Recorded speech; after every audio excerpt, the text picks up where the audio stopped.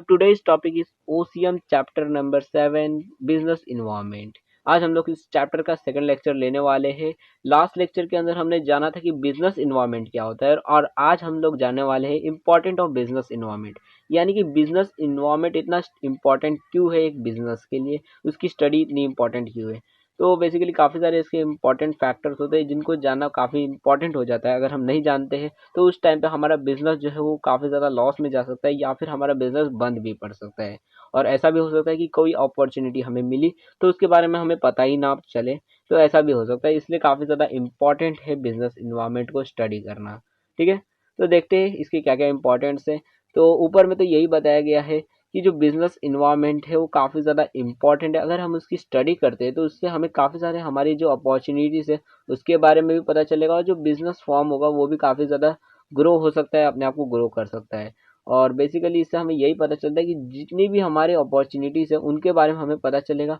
और जितने भी हमारे ट्रेड्स है उनके बारे में भी हमें पता चलेगा कि क्या क्या चीज़ें हमारे लिए खतरा है, क्या क्या फैक्टर्स खतरा है और क्या क्या फैक्टर्स हमारे लिए अपॉर्चुनिटी क्रिएट कर रहे हैं और किस तरह से उन्हें टैकल करना है वो भी हमें इसी से पता चल जाता है। काफ़ी सारे इंपॉर्टेंट्स है इसके। जैसे पहला जो है वो है डिटरमाइनिंग अपॉर्चुनिटीज एंड ट्रेड, यानी कि अगर हम बिजनेस इन्वायरमेंट को स्टडी करते हैं तो उससे हमें ये पता चलता है कि हमारे लिए अब कौन सी अपॉर्चुनिटी आई है और कौन से ट्रेड्स आए हैं। जैसे कि मान लो अब कोरोना आया, तो अगर मान लो कोई कपड़ा बेचता था, ठीक है, आप कपड़ा बेचते थे,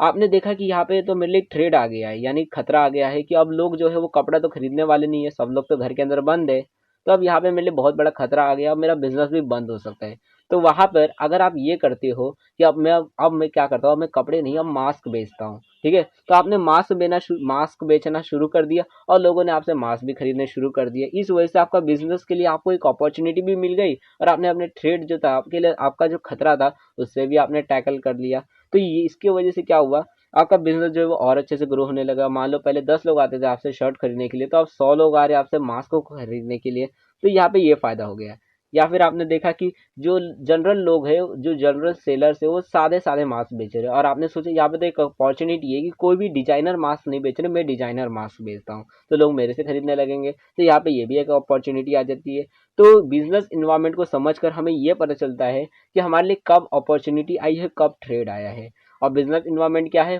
अब जैसे कि कोई भी अगर हमारे आसपास में कोई भी कंडीशन है, जैसे कि मान लो अब इन कोरोना है और आपको मालूम ही नहीं है कि कोरोना है, तो आपको ये तो मालूम ही नहीं होगा, आप वैसे ही शर्ट्स बेचते रहोगे।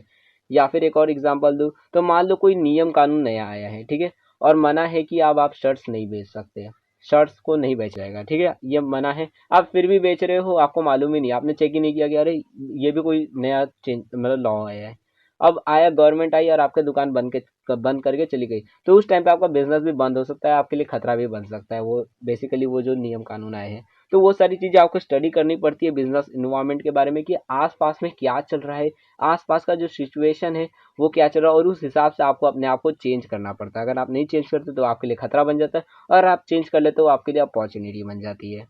दूसरा इसका मतलब दूसरा जो है वो है identifying form strength and weaknesses, यानी कि बिजनेस इन्वायरमेंट की वजह से हमें ये पता चलता है कि हमारी क्या क्या स्ट्रेंथ है और क्या क्या वीकनेसेस है। यानी कि अब जैसे कोरोना था,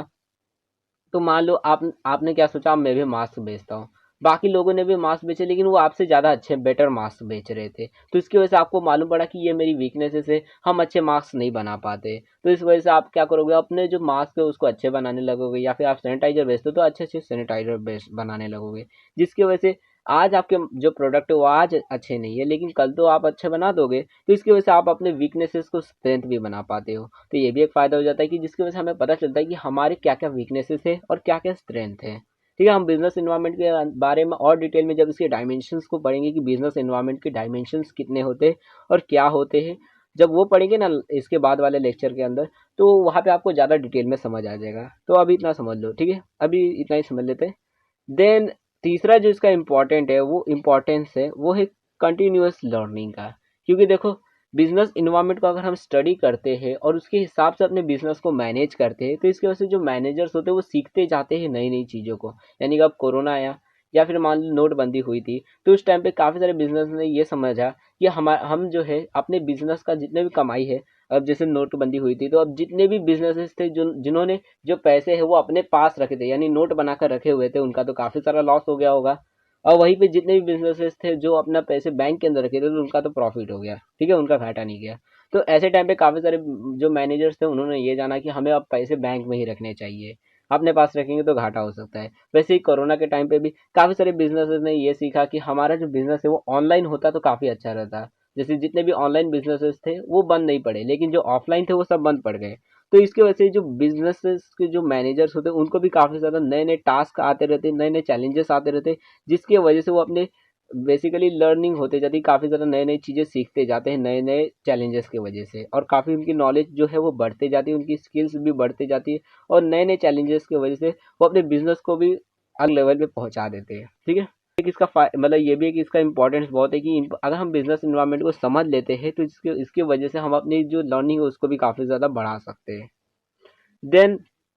चौथा इसका बेसिकली फायदा होता है वो होता है इमेज बिल्डिंग का। यानी कि जो जनरल कस्टमर्स होते हैं या फिर जो गवर्नमेंट है उसके बीच में हमारी काफ़ी ज़्यादा अच्छी इमेज बन जाती है उनके नज़रों के अंदर। अब किस तरह से बनती है, तो देखो जब हम इन्वायरमेंट के बारे में समझ लेते हैं कि आसपास में लोग क्या चाहते हैं, लोग क्या कर रहे हैं, तो इसकी वजह से हम उसी की अकॉर्डिंग में एक्शंस लेते हैं। मान लो कि आप बेचते थे कपड़े, ठीक है, अब लोग जो है उन्हें, लेकिन आप बहुत ज़्यादा महंगे बेचते हो तो लोग चाहते हैं कि आप यही सेम कपड़े थोड़े और सस्ते बेचते हो तो हमें ज़्यादा अच्छा लगता है। तो आपने क्या किया, लोग चाहते तो है आपका प्रोडक्ट, मतलब आपका जो शर्ट है वो लोगों को पसंद तो आता है, लेकिन उनके पास इतने पैसे ही नहीं होते कि वो खरीद के जा सके। तो आपने क्या किया, थोड़ी सी उसकी प्राइस जो है वो कम कर दी, जिसकी वजह से अब जनरल जितने भी लोग हैं वो खरीद पाते हैं। तो अब लोगों के बीच में क्या इमेज आ गई कि ये जो कंपनी है ये अपने कस्टमर्स की सुनता है, अपने कस्टमर्स की केयर करता है, तो इसकी वजह से कस्टमर के बीच में आपका काफी अच्छा इमेज बन जाता है। देन मान लो कोई गवर्नमेंट है, उसने कोई नियम कानून बनाए, आप भी उसे अच्छे से फॉलो कर रहे हो,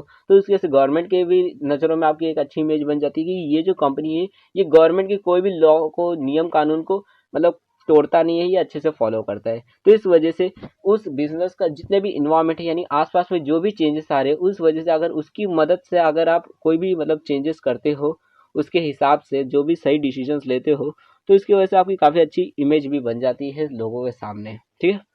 पांचवा इसका मतलब पांचवा जो इम्पोर्टेंस है बिजनेस इन्वायरमेंट का वो है मीटिंग कंपटीशन। यानी कि यहाँ पर क्या होता है कि अब बिजनेस इन्वायरमेंट की वजह से क्या होता है,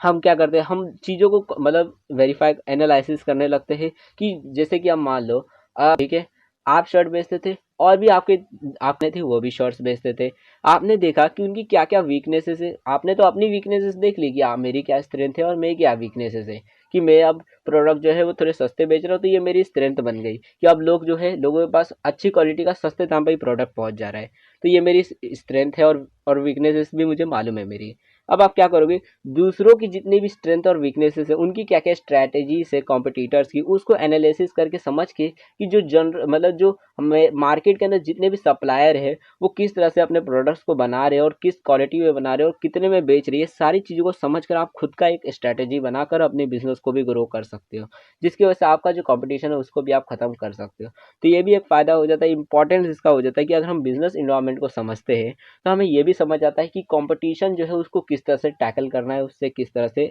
आगे बढ़ना है अपने कॉम्पिटिटर से। तो ये भी एक फ़ायदा मिल जाता है, एक इम्पॉर्टेंट फैक्टर बन जाता है बिजनेस इन्वायरमेंट। देन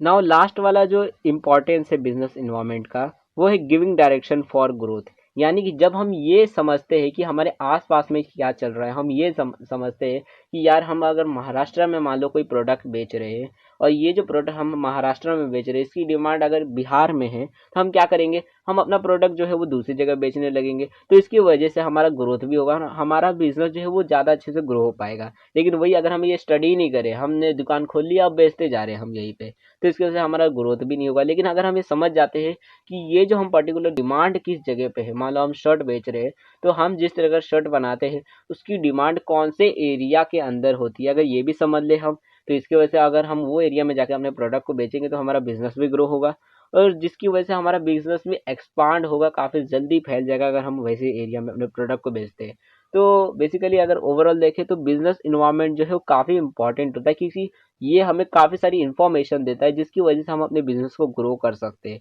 और समझ सकते हैं कि हमारा जो कॉम्पिटिटर है वो क्या कर रहा है और हमें क्या करना है, हमें कहाँ पे जाकर अपने प्रोडक्ट्स को बेचना है। ठीक है। तो ये सारी चीज़ें हमने आज के लेक्चर में समझ लिया। अगर आपको कोई भी डाउट होता है तो कमेंट सेक्शन में पूछ सकते हो। एक भी अगर ऐसे इंपॉर्टेंट्स आपको समझ नहीं आते कि इसका क्या मतलब है, अच्छे से समझ नहीं आए, तो आप लोग कमेंट सेक्शन में पूछ सकते हो। एंड देन हमारा नेक्स्ट टॉपिक होने वाला है डायमेंशंस ऑफ बिजनेस इन्वायरमेंट, यानी कि बिजनेस इन्वायरमेंट के कितने डायमेंशंस होते हैं, इंटरनल इंटरनल फैक्टर्स क्या होते हैं, एक्सटर्नल फैक्टर्स क्या होते हैं, उसके अंदर कितने उसके सब फैक्टर्स होते हैं। वो सारी चीज़ आपको नेक्स्ट लेक्चर के अंदर मिलने वाली। और अगर ये वाली लेक्चर देखनी है तो ऊपर वाली वीडियो को क्लिक कर दो, वरना इसके बाकी के जो लेक्चर्स है अगर वो वाली लेक्चर्स देखने हैं तो नीचे वाले प्लेलिस्ट को देख लो, वरना चैनल को सब्सक्राइब करके इस वीडियो को अपने दोस्तों के साथ शेयर कर दो।